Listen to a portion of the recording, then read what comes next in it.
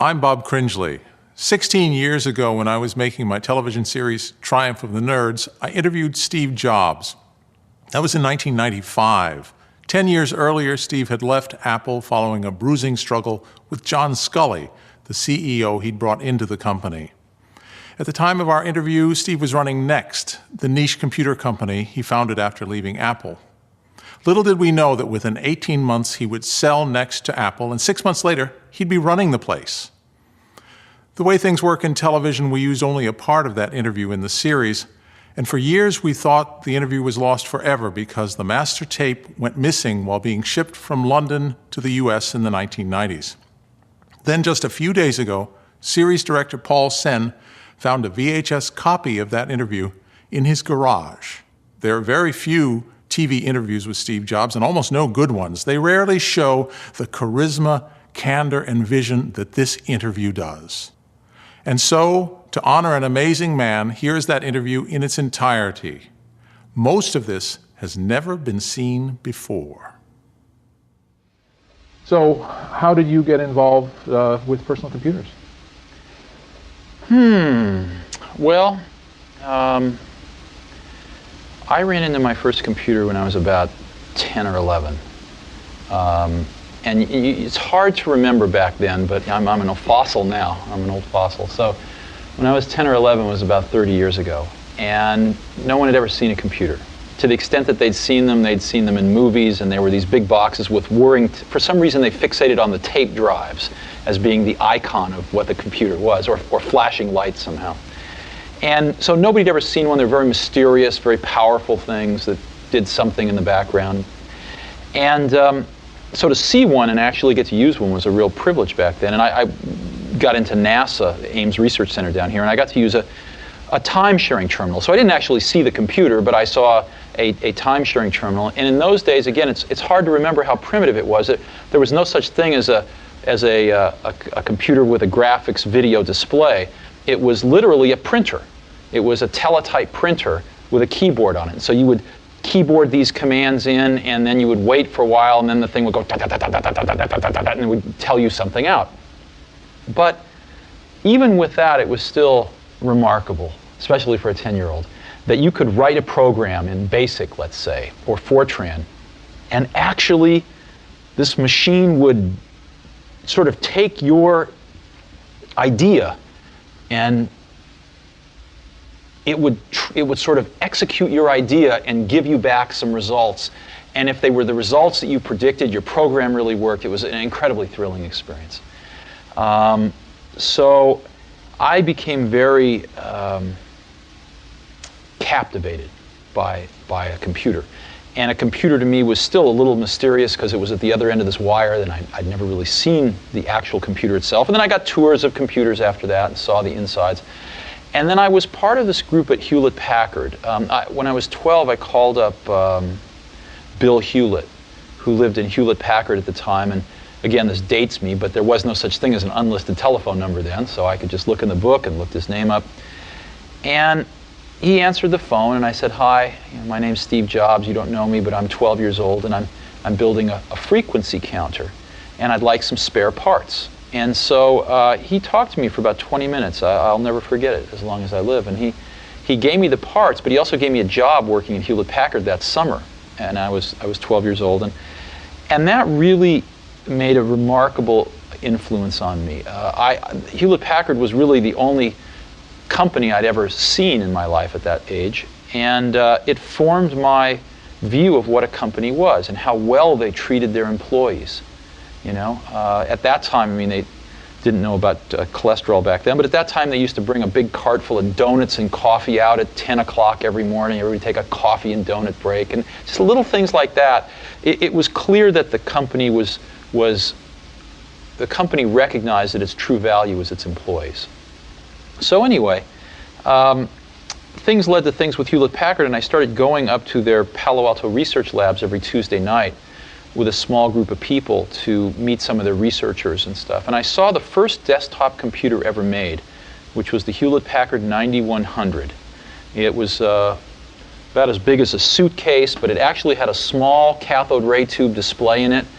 and it was completely self-contained. There was no wire going off behind the curtain somewhere. And I fell in love with it. And you could program it in BASIC and APL. And I would just, for hours, you know, get a ride up to Hewlett-Packard and just hang around that machine and write programs for it. And so that was the early days. And I met Steve Wozniak around that time too, maybe a little earlier, when I was about 14, 15 years old. And we immediately hit it off. He was the first person I'd met that knew more about electronics than I did, and so I liked him a lot. And he was maybe 5 years older than I. He'd gone off to college and gotten kicked out for pulling pranks, and was living with his parents and going to De Anza, the local junior college. So we became fast friends and started doing projects together. And we read about the story in Esquire magazine about this guy named Captain Crunch, who could supposedly make free telephone calls. You've heard about this, I'm sure. And we were captivated. How could anybody do this? And we thought it must be a hoax. And we started looking through the libraries, looking for the secret tones that would allow you to do this. And it turned out we were at Stanford Linear Accelerator Center one night, and way in the bowels of their technical library, way down at the last bookshelf in the corner bottom rack, we found an AT&T technical journal that laid out the whole thing. And that's another moment I'll never forget. When we saw this journal, we thought, my God, it's all real. And so we set out to build a device to make these tones. And the way it worked was, you know when you make a long distance call, you used to hear doo-doo-doo-doo-doo-doo, right in the background? They were tones that sounded like the touch tone you could make on your phone, but they were different frequencies, so you couldn't make them. It turned out that was the signal from one telephone computer to another, controlling the computers in the network. And AT&T made a fatal flaw when they designed the original telephone network, digital telephone network, was they put the signaling from computer to computer in the same band as your voice, which meant that if you could make those same signals, you could put it right in through the handset. And literally, the entire AT&T international phone network would think you were an AT&T computer. So after 3 weeks, we finally built a box like this that worked. And I remember the first call we made was down to LA, so one of Woz's relatives down in Pasadena. We dialed the wrong number. But we woke some guy up in the middle of the night, and we were yelling at him like, don't you understand, we made this call for free? And this person didn't appreciate that. But it was miraculous. And we built these little boxes to do blue boxing, as it was called. And we put a little note in the bottom of them. Our logo was, he's got the whole world in his hands. And they worked. We built the best blue box in the world. It was all digital, no adjustments. And so you could go up to a payphone and you could, you know, take a trunk over to White Plains and then take a satellite over to Europe and then go to Turkey, take a cable back to Atlanta, you know, and you could go around the world. You could go around the world 5 or 6 times because we learned all the codes for how to get on the satellites and stuff. And then you could call the payphone next door, and so you could shout in the phone, and after about a minute, it would come out the other phone. It was miraculous. And you might ask, well, what's so interesting about that? What's so interesting is that we were young, and what we learned was that we could build something ourselves that could control billions of dollars worth of infrastructure in the world. That was what we learned, was that us two, you know, we didn't know much, we could build a little thing that could control a giant thing. And that was an incredible lesson. I don't think there would have ever been an Apple computer had there not been blue boxing. Well, I said you called the Pope. Yeah, we did call the Pope. He pretended to be Henry Kissinger. And we got the number of the Vatican, and we called the Pope. And they started waking people up in the hierarchy, you know, I don't know, cardinals and this and that. And they actually sent someone to wake up the Pope. When finally we just burst out laughing, and they realized that we weren't Henry Kissinger. And so we never got to talk to the Pope, but it was very funny. So the jump from blue boxes to personal computers, what sparked that? Well, Necessity, in the sense that there was time-sharing computers available, and there was a time-sharing company in Mountain View that we could get free time on. So, but we needed a terminal, and we couldn't afford one, so we designed and built one. And that was the first thing we ever did. We built this terminal. And so what an Apple I was really an extension of this terminal, putting a microprocessor on the back end. That's what it was. It was really kind of two separate projects put together. So first we built the terminal, and then we built the Apple I. And we really built it for ourselves because we couldn't afford to buy anything. And we'd scavenge parts here and there and stuff. And we build these all by hand. I mean, they'd take, 40 to 80 hours to build one, and then they'd always be breaking because there's all these tiny little wires. And so it turned out a lot of our friends wanted to build them too. And although they could scavenge most of the parts as well, they didn't have the sort of skills to build them that we had acquired by training ourselves through building them. And so we ended up helping them build most of their computers, and it was really taking up all of our time. And we thought, if we could make what's called a printed circuit board, which is a piece of fiberglass with copper on both sides that's etched to form the wires so that you could build a computer, you could build an Apple I in a few hours instead of 40 hours. If we only had one of those, we could sell them to all our friends for as much as it cost us to make them and make our money back. And everybody be happy, and we'd say, we get a life again. So we did that. I sold my Volkswagen bus, and Steve sold his calculator, and we got enough money to pay a friend of ours to make the artwork to make a printed circuit board. And we made some printed circuit boards, and we sold some to our friends. And I was trying to sell the rest of them so that we could get our microbus and calculator back. And I walked into the first computer store in the world, which was the Byte Shop of Mountain View, I think, on El Camino. It metamorphosized into an adult bookstore a few years later. But at this point, it was the Byte Shop. And the person that ran that, I think his name was Paul Terrell, he said, I'll take 50 of those. I said, this is great. He said, but I want them fully assembled. We'd never thought of this before. So we then kicked this around. We thought, why not? Why not try this? And so I spent the next several days on the phone talking with electronics parts distributors. We didn't know what we were doing. And we said, look, here's the parts we need. We figured we'd buy 100 sets of parts, build 50, sell them to the Byte Shop for twice what it cost us to build them, therefore paying for the whole 100, and then we'd have 50 left, and we could make our profits by selling those. So we convinced these distributors to give us the parts on net 30 days credit. We had no idea what that meant. Net 30, sure, sign here. And so we had 30 days to pay them. And so we bought the parts, we built the products, and we sold 50 of them to the Byte Shop in Palo Alto and got paid in 29 days, and then went and paid off the parts people in 30 days. And so we were in business. But we had the classic Marxian profit realization crisis, in that our profit wasn't in a liquid currency, our profit was in 50 computers sitting in the corner. So then all of a sudden we had to think, wow, how are we going to realize our profit? And so we started thinking about distribution. Are there any other computer stores? And we started calling the other computer stores that we'd heard of across the country, and we just kind of eased into business that way. The third key figure in the creation of Apple was former Intel executive Mike Markkula. I asked Steve how he came aboard. We were designing the Apple II, and we really had some much higher ambitions for the Apple II. Woz's ambitions were he wanted to add color graphics. My ambition was that it was very clear to me that while there were a bunch of hardware hobbyists that could assemble their own computers, or at least take our board and add the transformers for the power supply and the case and the keyboard and go get et cetera, go get the rest of the stuff. For every one of those, there were 1,000 people that couldn't do that but wanted to mess around with programming. Software hobbyists. Just like I had been when I was, 10, discovering that computer.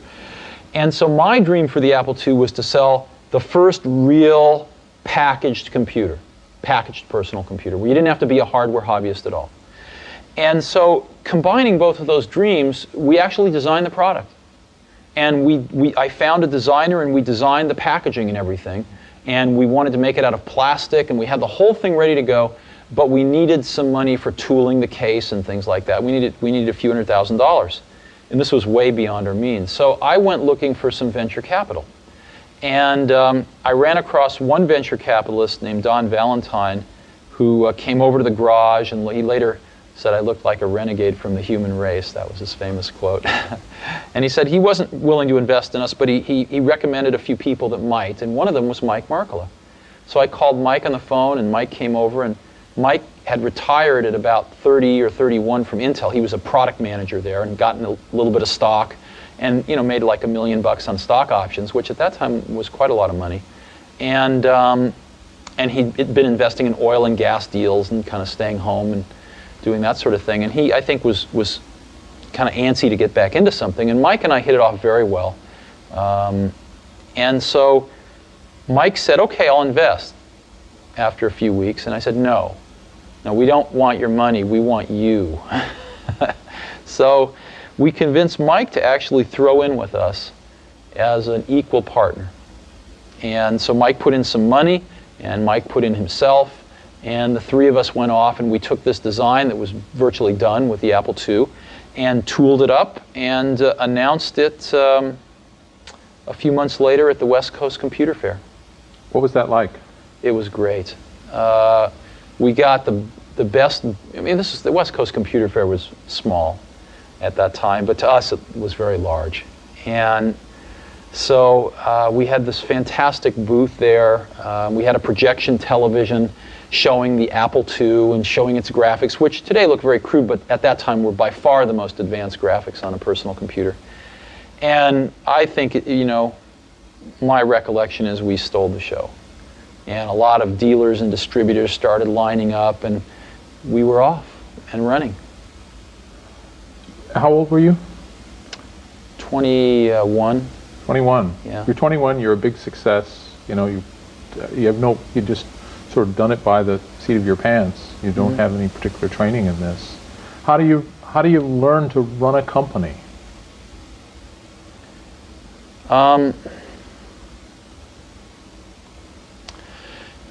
Throughout the years in business, I found something, which was I'd always ask why you do things. And the answers you invariably get are, oh, that's just the way it's done. Nobody knows why they do what they do. Nobody thinks about things very deeply in business. That's what I found. I'll give you an example. When we were building our Apple I's in the garage, we knew exactly what they cost. When we got into a factory in the Apple II days, the accounting had this notion of a standard cost, where you'd kind of set a standard cost, and then at the end of a quarter, you'd adjust it with a variance. And I kept asking, well, why do we do this? And the answer was, well, that's just the way it's done. And after about 6 months of digging into this, what I realized was the reason you do it is because you don't really have good enough controls to know how much it costs, so you guess, and then you fix your guess at the end of the quarter. And the reason you don't know how much it costs is because your information systems aren't good enough. So, but nobody said it that way. And so later on, when we designed this automated factory for Macintosh, we were able to get rid of a lot of these antiquated concepts and know exactly what something cost to the second. So in business, a lot of things are, I call it folklore. They're done because they were done yesterday and the day before. And so what that means is if you're willing to sort of ask a lot of questions and think about things and work really hard, you can learn business pretty fast. It's not the hardest thing in the world. It's not rocket science. It's not rocket science, no. Now, when you were first coming in contact with these computers, inventing them, and before that working on the HP 9100, we talk about writing programs. Mm-hmm.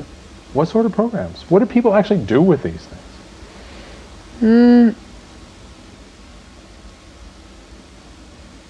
See, what we did with them, well, I'll give you a simple example. When we were designing our Blue Box, we wrote a lot of custom programs to help us design it. you know, and to do a lot of the dog work for us in terms of calculating master frequencies with subdivisors to get other frequencies and things like that. We used the computer quite a bit to calculate, you know, how much error we would get in the frequencies and how much could be tolerated. So we used them in our work, but much more importantly, it had nothing to do with using them for anything practical. It had to do with using them to be a mirror of your thought process, to actually learn how to think. In other words, I think the greatest value of learning how to, I think everybody in this country should learn how to program a computer, should learn a computer language, because it teaches you how to think. It's like going to law school. I don't think anybody should be a lawyer, but I think going to law school would actually be useful because it teaches you how to think in a certain way, in the same way that computer programming teaches you in a slightly different way how to think. And so I view computer science as a liberal art. It should be something that everybody takes a year in their life. One of the courses they take is, you know, learning how to program. Yeah, but I learned APL, which, you know, obviously is part of the reason why I'm going through life sideways. Well, was it you look back and consider it an enriching experience that taught you to think in a different way, or not? No, not that particularly. Okay. Not other languages, perhaps more so. Yeah. But I started with APL. Uh-huh. I mean, obviously, the Apple II was a terrific success. Yeah. Just incredibly so, and the company grew like Topsy, and eventually went public, and you guys got really rich. What's it like to get rich? It's very interesting. I was worth about over $1 million when I was 23, and over $10 million when I was 24, and over $100 million when I was 25. And it wasn't that important because I never did it for the money.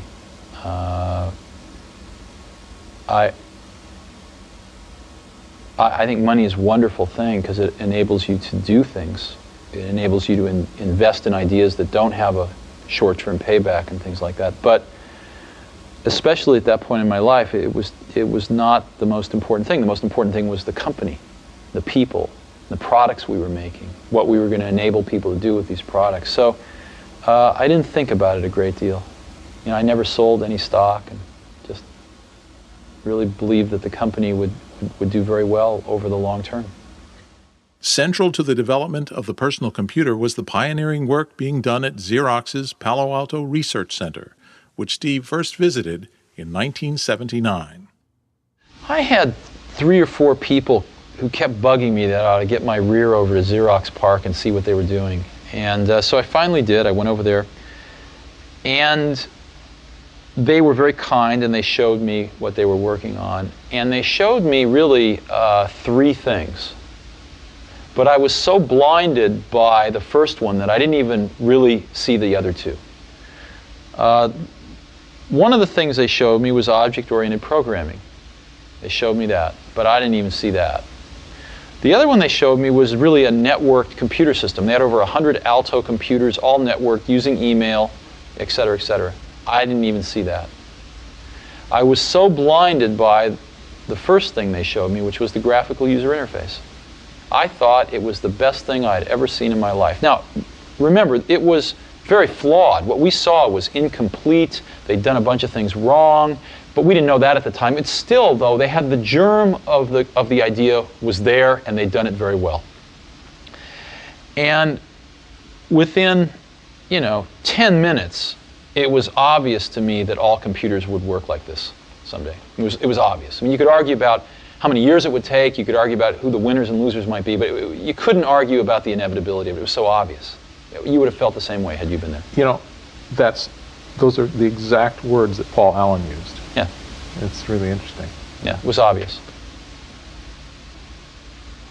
But there were two visits. You saw it, then you brought some people back with you. Yeah. And what happened the next time? They made you cool your heels for a while. No. No? Well, Adele Goldberg says otherwise. What do you mean? Well, she did the demo when Right. the group came back, and she said that she argued against doing it for 3 hours. and they took you other places and showed you other things while she was arguing with me. Oh, you mean they were reluctant to show us the demo? She was. Oh, okay. Oh, I have no idea. Oh, okay. Yeah, I don't remember that. No, I thought you meant something else. So they were very skillful. Yeah. But they did show us. Yeah. So, and it's good that they showed us, because the technology crashed and burned at Xerox. And they used to call the, what's that? No, I was just... Why? Yeah, why? Oh, I actually thought a lot about that, and I learned more about that with John Scully later on, and I think I understand it now pretty well. What happens is, like with John Scully, John came from PepsiCo, and they at most would change their product, once every 10 years. I mean, to them, a new product was like a new size bottle, right? So if you were a product person, you couldn't change the course of that company very much.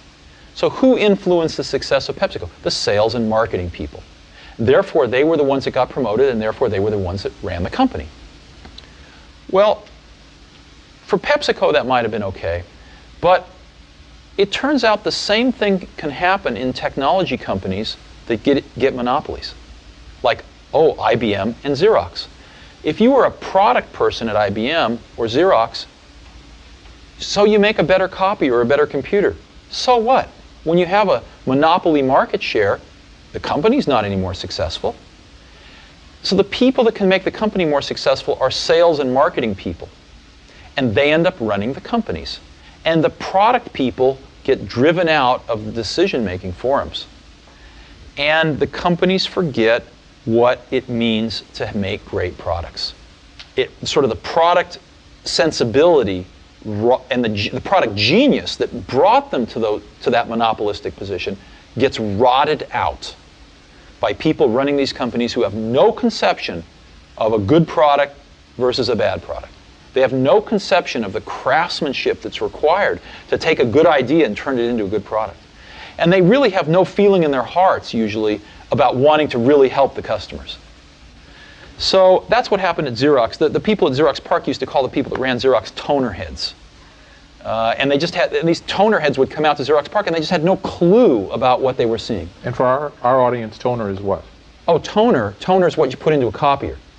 Yeah, the toner that you add to an industrial copier. The black stuff. The black stuff, yeah.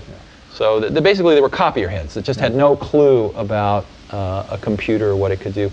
And so they just grabbed defeat from the greatest victory in the computer industry. Xerox could have owned the entire computer industry today. Could have been, a company 10 times its size. Could have been IBM. Could have been the IBM of the 90s. Could have been the Microsoft of the 90s. So, but anyway, that's all ancient history. It doesn't really matter anymore. Sure. You mentioned IBM. When IBM entered the market, was that a daunting thing for you at Apple? Oh, sure. Here was Apple, a $1 billion company, and here was IBM at that time, probably about a 30-some-odd billion-dollar company entering the market. Sure it was. It was very scary. We made a very big mistake, though. IBM's first product was terrible. It was really bad. And we made a mistake of not realizing that a lot of other people had a very strong vested interest in helping IBM make it better. So if it had just been up to IBM, they would have crashed and burned. But IBM did have, I think, a genius in their approach, which was to have a lot of other people have a vested interest in their success. And that's what saved them in the end.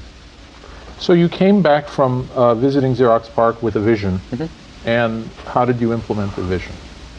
Well, I got our best people together and started to get them working on this.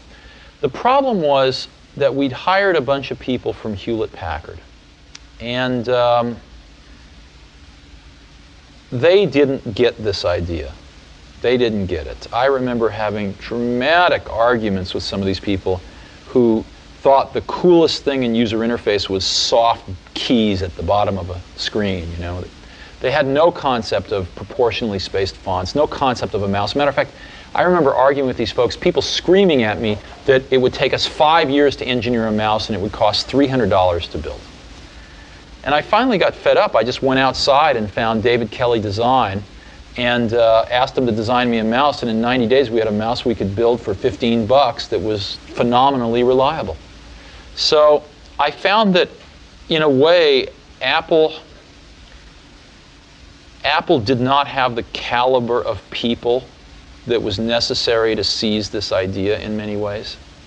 And there was a core team that did, but there was a larger team that mostly had come from Hewlett-Packard that didn't have a clue.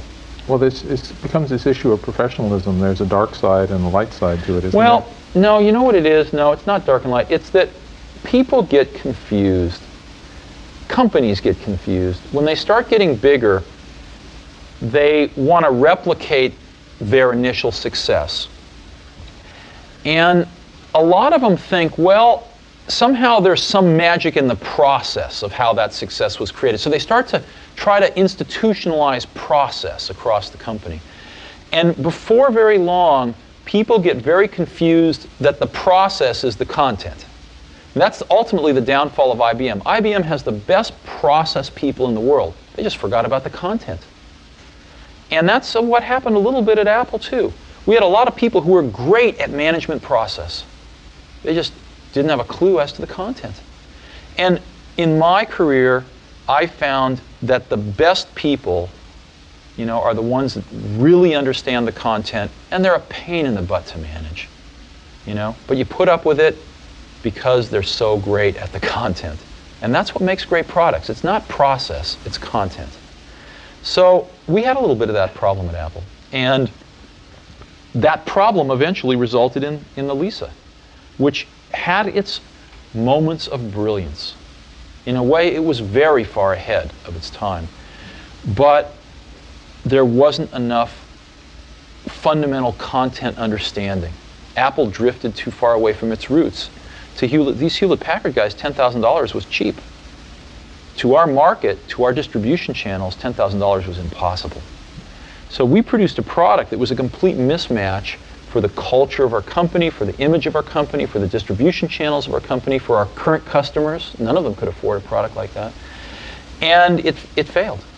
Now you and John Couch fought for leadership of the Lisa. Absolutely, and I lost. That's correct. How did that come about? Well, I thought Lisa was in serious trouble. I thought Lisa was going off in this very bad direction, as I've just described. And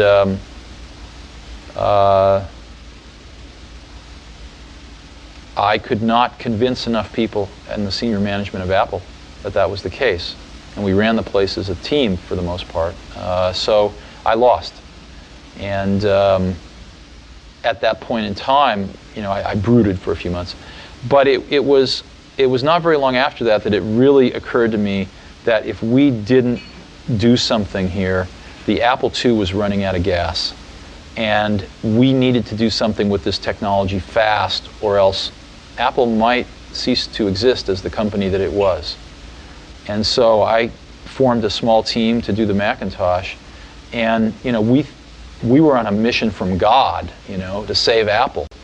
No one else thought so, but it turned out we were right. And as we evolved the Mac, it became very clear that this was also a way of reinventing Apple. We reinvented everything. We reinvented manufacturing. I visited probably 80 automated factories in Japan, and we built the world's first automated computer factory in the world in California here. So we adopted the 68,000 microprocessor that Lisa had. We negotiated a price that was a fifth of what Lisa was going to pay for it because we were going to use it in much higher volume. And we really started to design this product that could be sold for $1,000 called the Macintosh. And we didn't make it. We could have sold it at $2,000, although we came out at $2,500. And we spent 4 years of our life doing that. We built the product. We built the automated factory, the machine to build the machine. We built a completely new distribution system. We built a completely different marketing approach. And I think it worked pretty well. Now, you motivated this team. I mean, you had to guide them. We had to build the team. Yeah, we build a team, motivate it, guide them, deal with them. We've interviewed just lots and lots of people from the Macintosh team. Good. And what it keeps coming down to is your passion, your vision, and how do you order your priorities in there? What's important to you in the development of a product?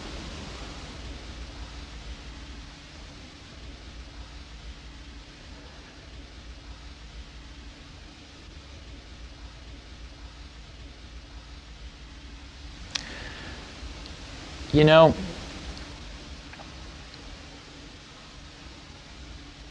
one of the things that really hurt Apple was after I left, John Sculley got a very serious disease. And that disease, I've seen other people get it too. It's the disease of thinking that a really great idea is 90% of the work.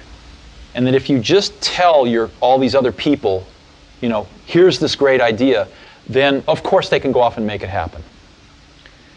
And the problem with that is that there's just a tremendous amount of craftsmanship in between a great idea and a great product. And as you evolve that great idea, it changes and grows. It never comes out like it starts, because you learn a lot more as you get into the subtleties of it. And you also find there's tremendous trade-offs that you have to make. I mean, you know, there are just certain things you can't make electrons do. There are certain things you can't make plastic do or glass do. And as you get into, or factories do, or robots do. And as you get into all these things, designing a product is keeping 5,000 things in your brain, these concepts, and fitting them all together in kind of continuing to push to fit them together in new and different ways to get what you want. And every day you discover something new that is a new problem or a new opportunity to fit these things together a little differently. And it's that process that is the magic.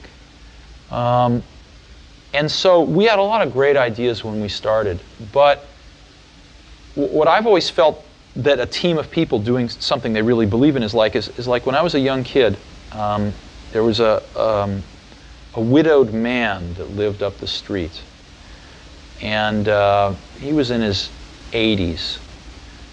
He's a little scary looking, and I got to know him a little bit. I think he might have paid me to mow his lawn or something. And one day he said, "Come on into my garage, I want to show you something." And he pulled out this dusty old rock tumbler. And it was a motor and a coffee can and a little, you know, band between them. And he said, "Come on with me." We went out to the back and we got some rocks, some regular old ugly rocks. And we put them in the can with a little bit of liquid and a little bit of grit powder. And we closed the can up, and he turned this motor on. He said, "Come back tomorrow." And his can was making a racket as the stones went around. And I came back the next day, and we opened the can, and we took out these amazingly beautiful polished rocks.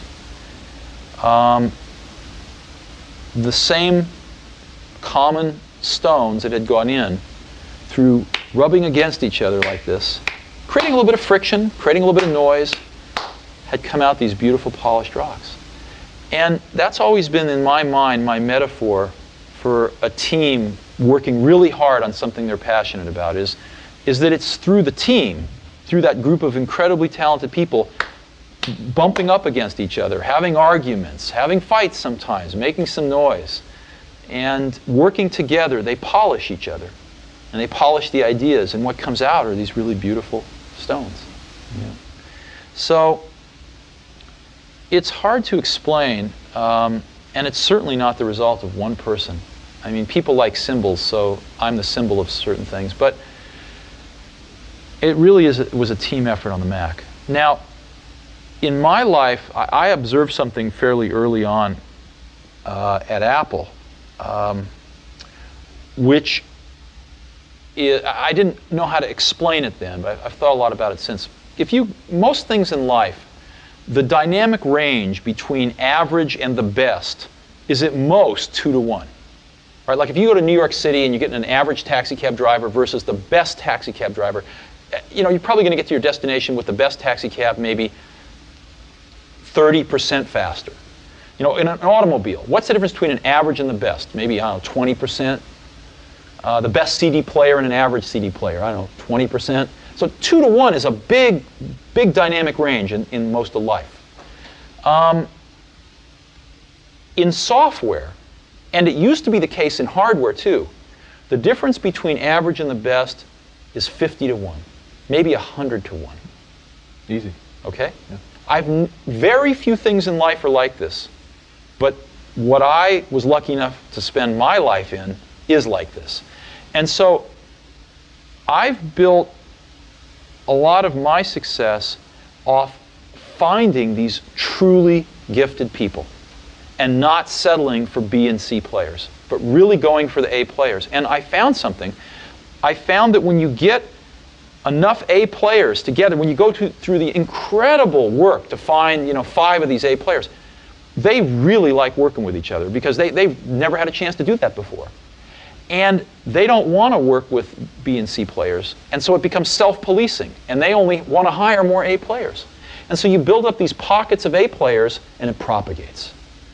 And that's what the MAC team was like. They were all A players.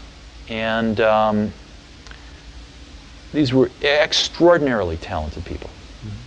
So. But there are also people who now say that they don't have the energy anymore to work for you. Mm-hmm. Sure. Oh, I think if you talk to a lot of people on the MAC team, they will tell you it was the hardest they've ever worked in their life. Some of them will tell you it was the happiest they've ever been in their life. But I think all of them will tell you that it is certainly one of the most intense and cherished experiences they will ever have in their life. Mm-hmm. Yeah, they did. So, it's some of those things you are not sustainable for some people. What does it mean when you tell someone their work is shit? It usually means their work is shit. Sometimes it means I think your work is shit and I'm wrong. But usually it means their work is not anywhere near good enough. We have this great quote from Bill Atkinson who says, when you say someone's work is shit, you really mean, I don't quite understand it, would you please explain it to me? No, that's not usually what I meant.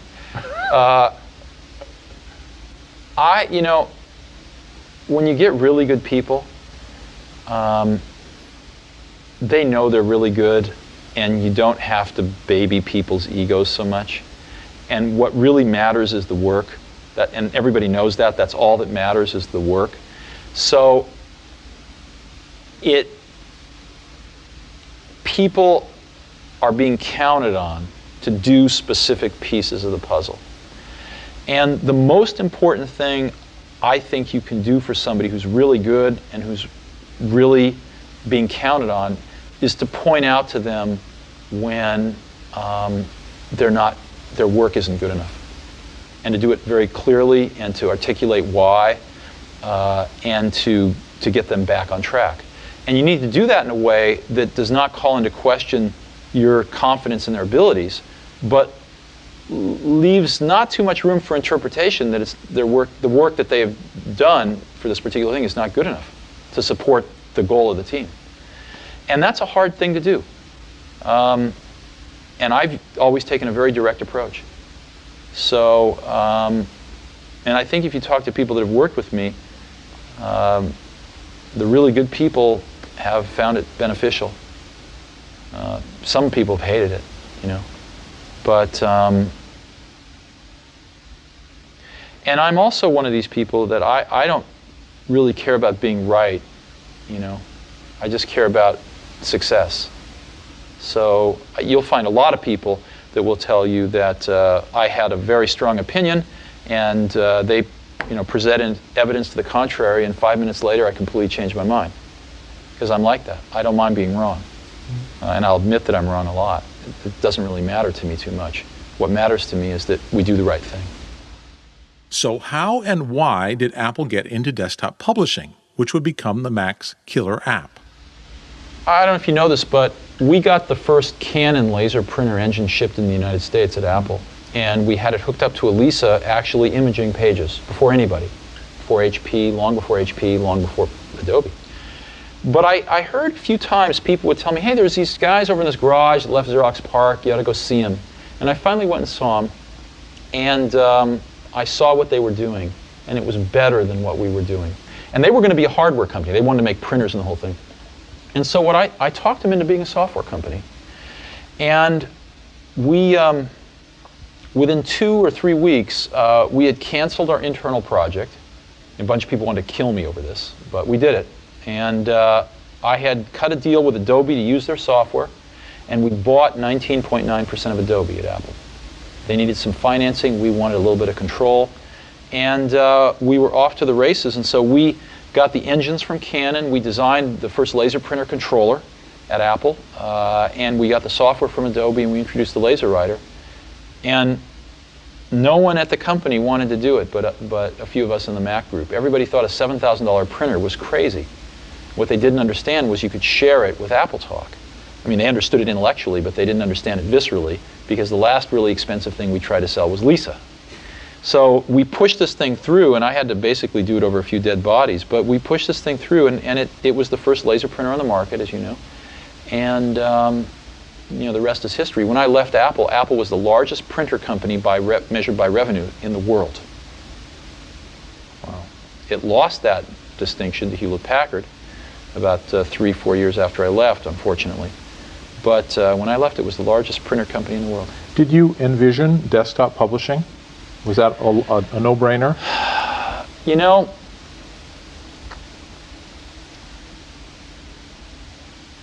yes, but we also envisioned really the networked office. Mm-hmm. And so in January of 1995, when we had our annual meeting and introduced our new products, I made probably the largest marketing blunder of my career. 1985. 1985, sorry. Yeah. Made probably the largest marketing blunder of my career by announcing the Macintosh Office instead of just desktop publishing. Mm.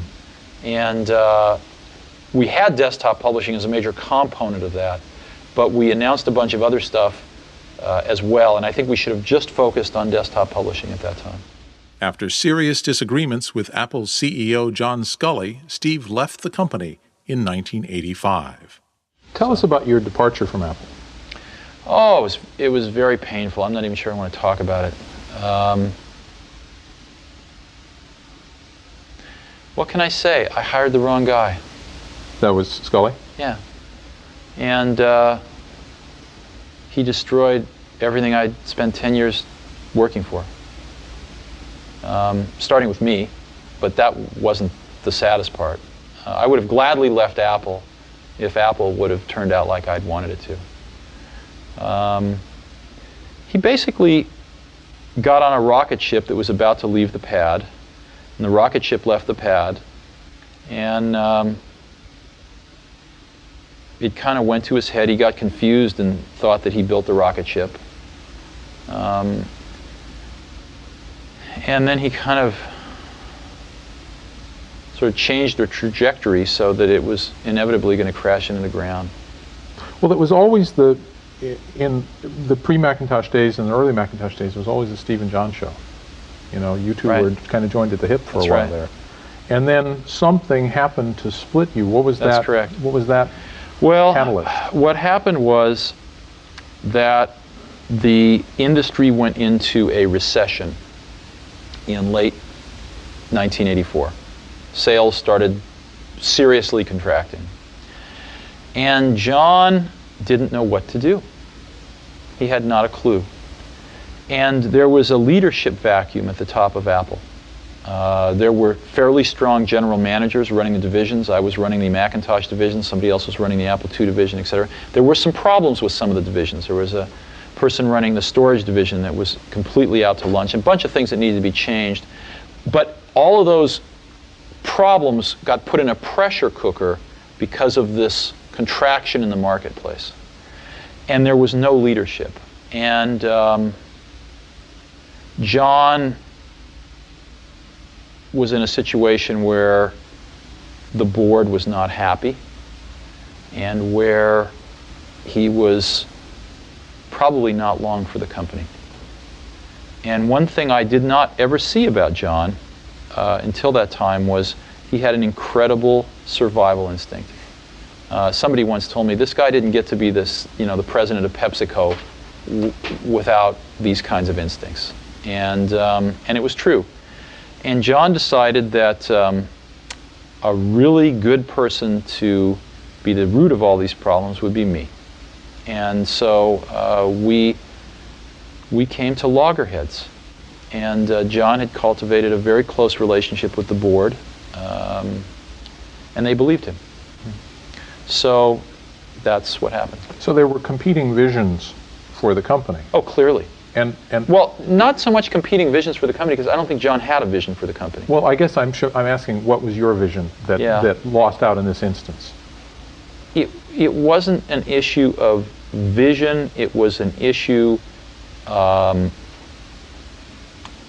execution, in the sense that my belief was that Apple needed much stronger leadership to sort of unite these various factions that we created with the divisions, that the Macintosh was the future of Apple, that we needed to rein back expenses dramatically in the Apple II area, that we needed to be spending very heavily in the Macintosh area, things like that. And John's vision was that he should remain the CEO of the company, and anything that would help him do that would be acceptable. So I think that Apple was in a state of paralysis in the early part of 1985, and I wasn't at that time capable, I don't think, of running the company as a whole. I was 30 years old, and I don't think I had enough experience to run a $2 billion company. Unfortunately, John didn't either. And so anyway, I was told in no uncertain terms that there was no job for me. It was really, really tragic. Siberia. Yeah, it would have been far smarter for Apple to sort of, let me work on the next. I volunteered. I said, why don't I start a research division? And, give me a few $1,000,000 a year, and I'll go hire some really great people, and we'll do the next great thing. And I was told there was no opportunity to do that. Oh, wow. So, and my office was taken away. It was. I'll get real emotional if we keep talking about this. So anyway, but that's irrelevant. I'm just one person, and the company was a lot more people than me. So that's not the important part. The important part was the values of Apple, over the next several years were systematically destroyed. I then asked Steve for his thoughts on the state of Apple. Remember, this was 1995, a year before he would go back to Apple. Remember, too, that when Apple bought Next a year after this interview, Steve immediately sold the Apple stock he received as part of the sale. Apple's dying today. Apple's dying a very painful death. It's on a glide slope to die. And the reason is because, when I walked out the door at Apple, we had a 10-year lead on everybody else in the industry. Macintosh was 10 years ahead. We watched Microsoft take 10 years to catch up with it. Well, the reason that they could catch up with it was because Apple stood still.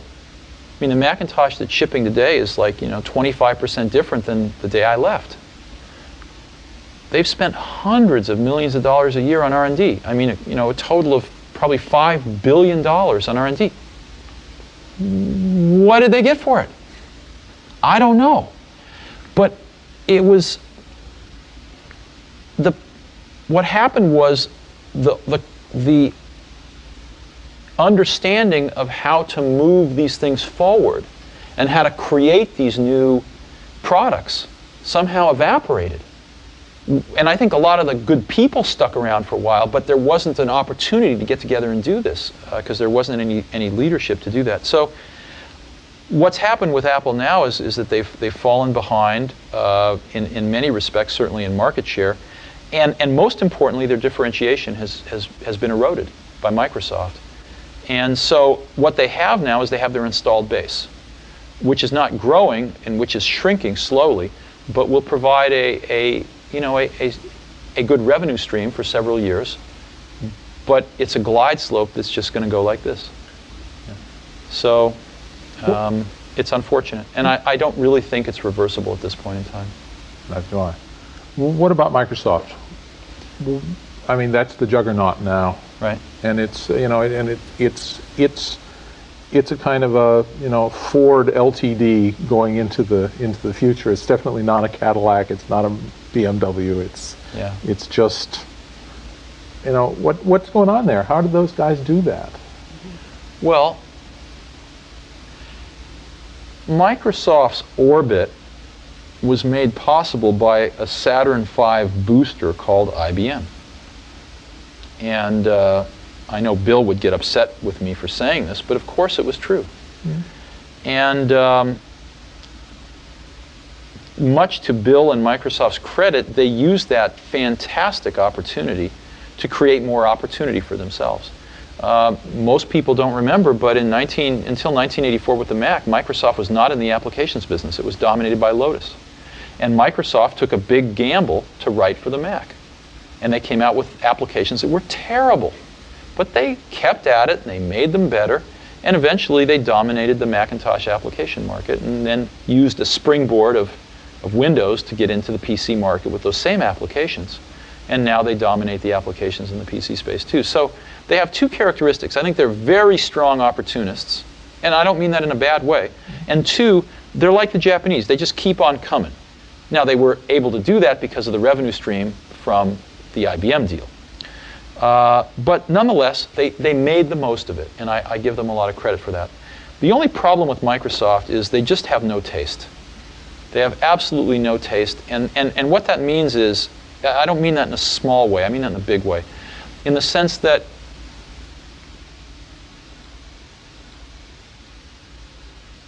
they don't think of original ideas, and they don't bring much culture into their product. And you say, well, why is that important? Well, proportionally spaced fonts come from typesetting and beautiful books. That's where one gets the idea. If it weren't for the Mac, they would never have that in their products. And so I guess I am saddened, not by Microsoft's success. I have no problem with their success. They've earned their success, for the most part. I have a problem with the fact that they just make really third-rate products. Their products have no spirit to them. Their products have no sort of spirit of enlightenment about them. They are very pedestrian. And the sad part is that most customers don't have a lot of that spirit either. But the way that we're going to ratchet up our species is to take the best and to spread it around to everybody so that everybody grows up with better things and starts to understand the subtlety of these better things. And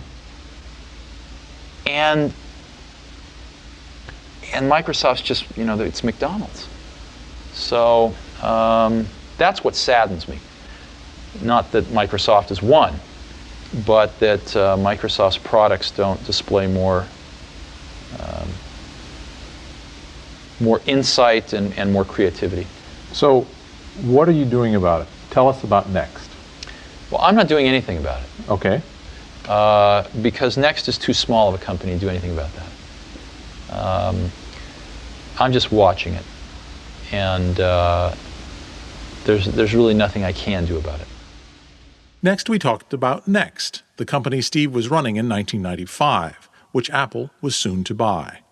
Next software would become the heart of the Mac in the form of OS X. You don't really want to hear about Next, do you? Yes, I do. You do? Okay.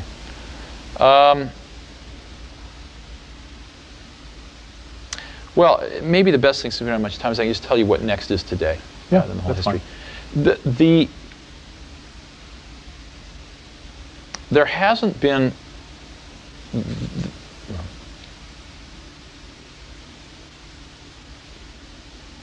clearly the innovation in the computer industry is happening in software right now. And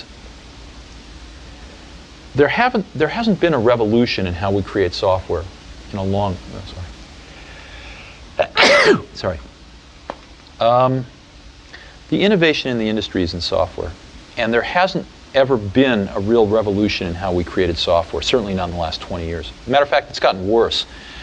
While the Macintosh was a revolution for the end user to make it easier to use, it was the opposite for the developer. The developer paid the price, and software got much more complicated to write as it became easier to use for the end user. So, software is infiltrating everything we do these days.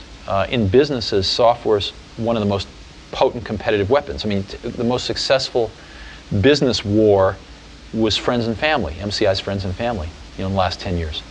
And what was that? It was a brilliant idea, and it was custom billing software. AT&T didn't respond for 18 months, yielding billions of dollars worth of market share to MCI, not because they were stupid, but because they couldn't get the billing software done. So in ways like that, and in smaller ways, software is becoming an incredible force in this world to provide new goods and services to people, whether it's over the internet or what have you. Software is going to be a major enabler in our society. We have taken another one of those brilliant original ideas at Xerox PARC that I saw in 1979, but didn't see really clearly then, called object-oriented technology. And we have perfected it and commercialized it here and become the biggest supplier of it to the market. And this object technology lets you build software 10 times faster, and it's better. And so that's what we do. And we've got a small to medium-sized business. I mean, we're the largest supplier of objects, but we're a $50 to $75 million company. Got about 300 people, and that's what we do. And the end of the third show, actually, is the one moment where we do look into the future, because Channel 4 has asked us to do that. Sure. And so what's your vision of, 10 years from now with this technology that you're developing? Well, I think the internet and the web, there are two exciting things happening in software and in computing today. I think one is objects, but the other one is the web.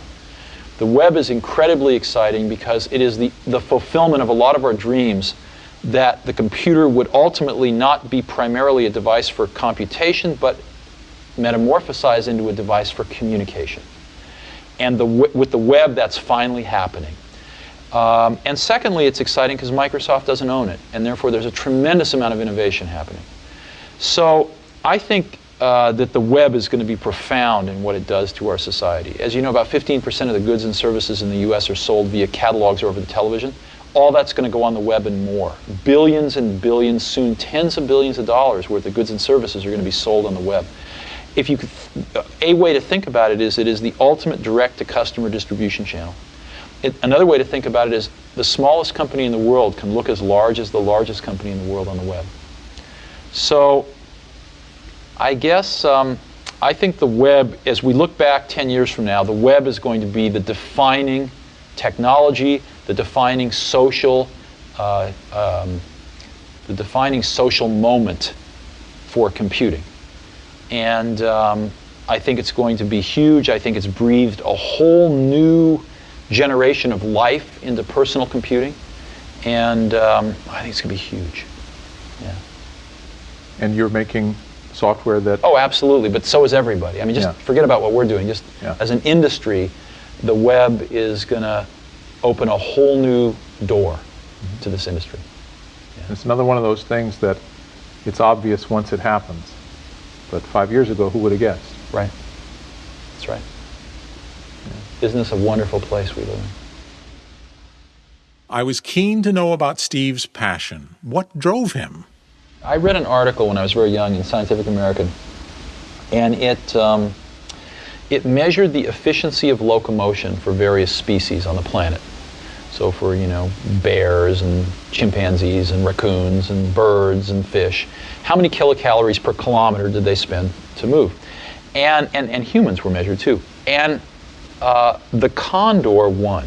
It was the most efficient.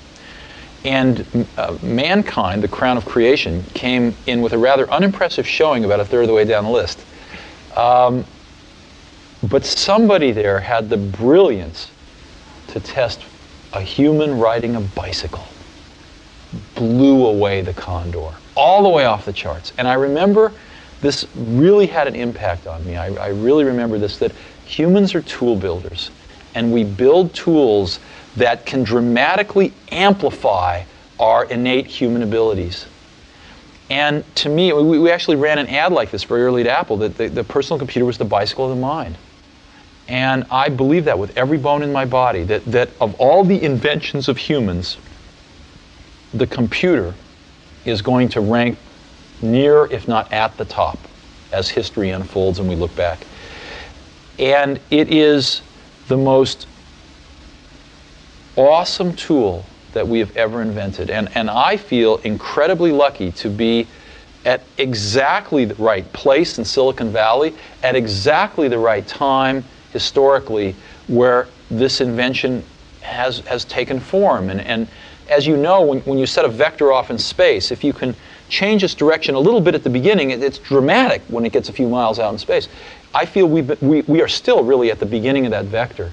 And if we can nudge it in the right directions, it will be a much better thing as it progresses on. And I look, I think we've had a chance to do that a few times. And it brings, I think, all of us associated with it tremendous satisfaction.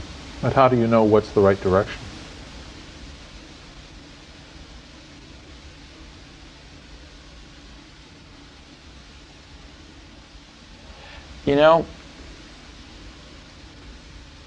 Ultimately, it comes down to taste.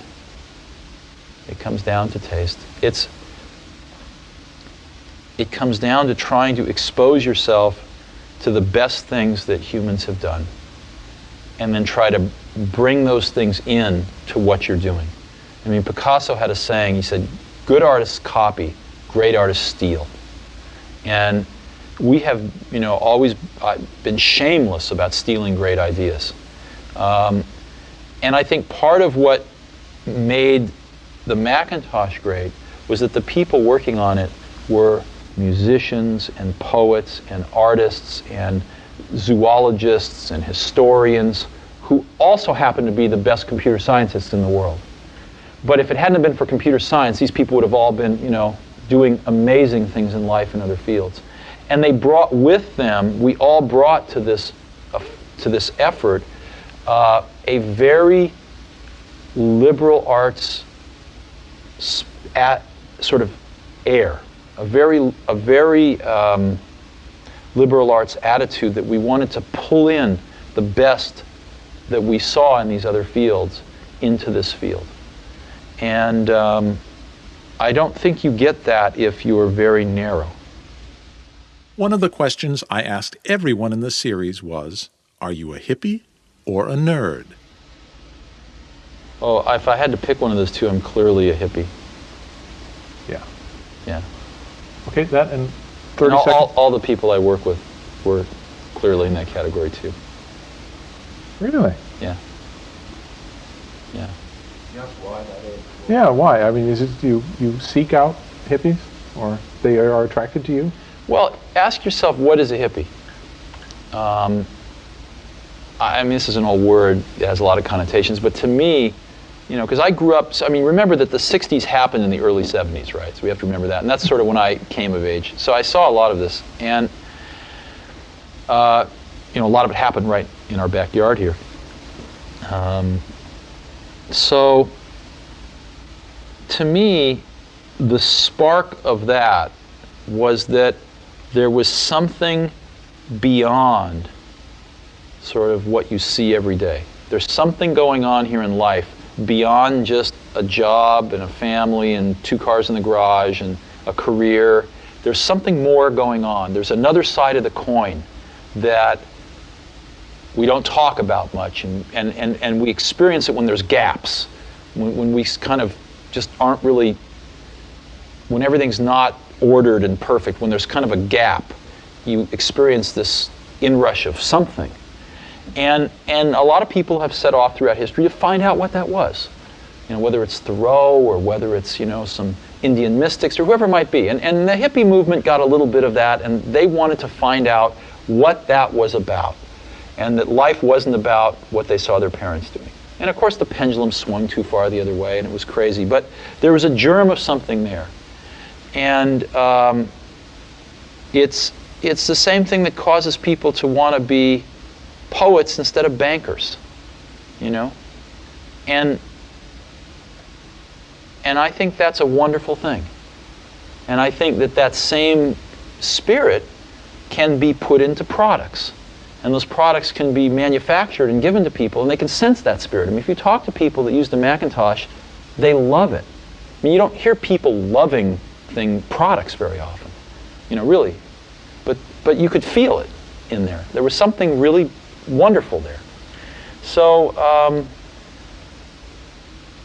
I don't think that most of the really best people that I've worked with have worked with computers for the sake of working with computers. They've worked with computers because they are the medium that is best capable of transmitting some feeling that you have, that you want to share with other people.